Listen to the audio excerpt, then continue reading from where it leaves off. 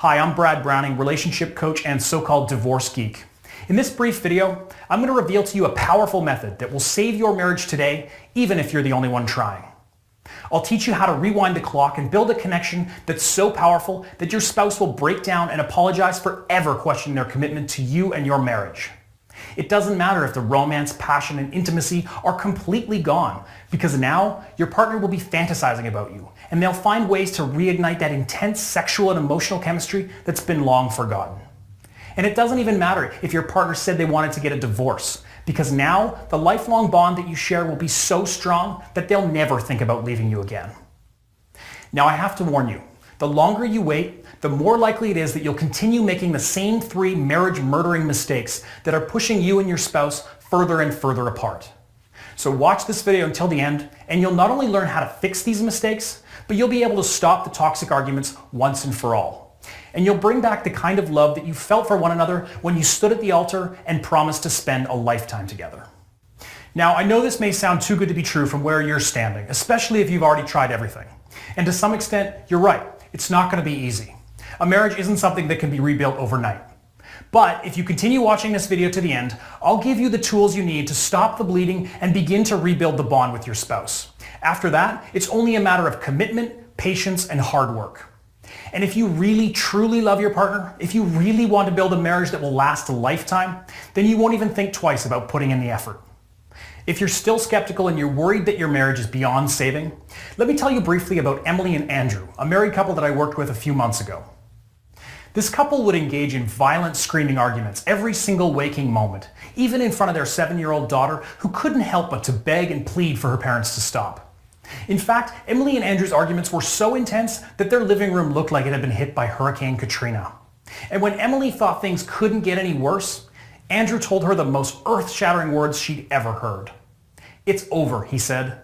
"I just don't love you anymore. I want a divorce." Emily felt like her heart was being ripped right out of her body.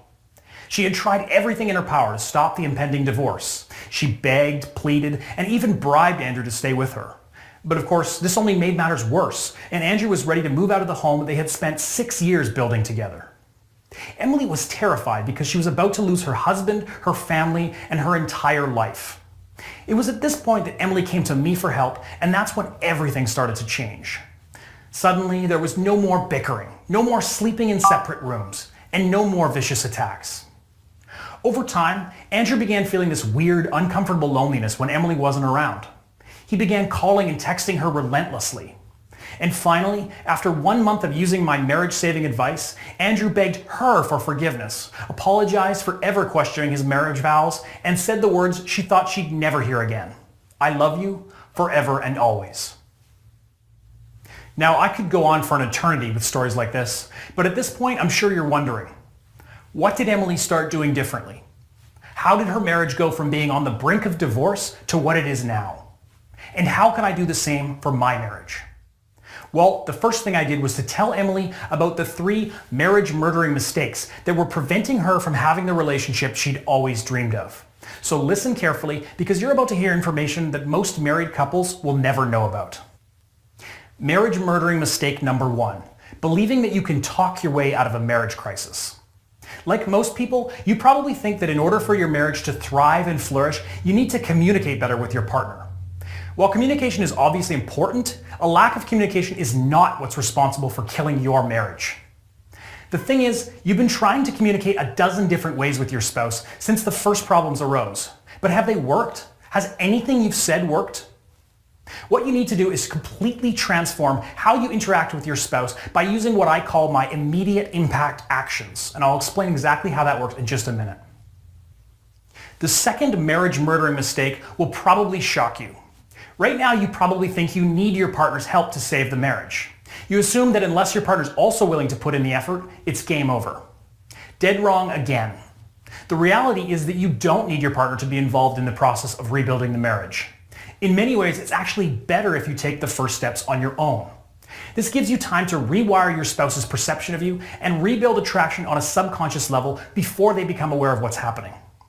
You don't have to beg and you don't have to plead, even if your spouse is already mentally checked out of the marriage. Which brings me to marriage-murdering mistake number 3, continually reminding your spouse of all the problems that are plaguing your marriage. When you start a conversation with your partner in an effort to solve your differences, you're really just further reinforcing their belief that the marriage is severely damaged.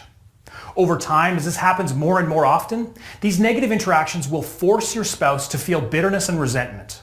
The thought of you floods their mind with negative emotions.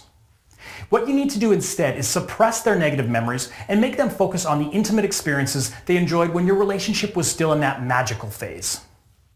So now the big question is, how do you covertly rewire your spouse's psychological perception of you? How do you build the kind of connection with your partner that will stand the test of time? Well, I've broken that process down into 3 simple steps. Step 1. Use what I call immediate impact actions to remold your partner's mental image of you. Without any real work on your part, you'll feed your spouse a constant stream of vivid, passionate, positive memories and force them to relive them again and again. Immediate impact actions are designed to eliminate the negativity, stress, and anger that's plaguing your marriage. By using these simple psychological tactics, you'll trigger a chemical process inside your spouse that will force his or her mind to feel exactly how they did when they first met you, and they'll experience a buzz of infatuation and sexual chemistry. Now that you've rewired your partner's perception of you and your marriage into something positive, you're ready to move on to the next phase. Step 2. Stop using logic and reasoning and start tapping into your spouse's emotions. See, everything you've been doing right up until this point, the bickering, the yelling, and the pointless arguing, has been speaking to your partner's left side of the brain, the rational, logical half. But no amount of logic and reasoning is going to compel your spouse to fall in love with you again and fix your marriage.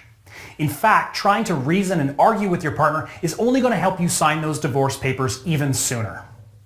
What you have to do is to speak with your partner's emotional control center of the brain, or the right side of the brain. By doing this, you'll bypass your spouse's psychological defense mechanisms, and you'll be able to force him or her to rediscover the love and chemistry that's been missing.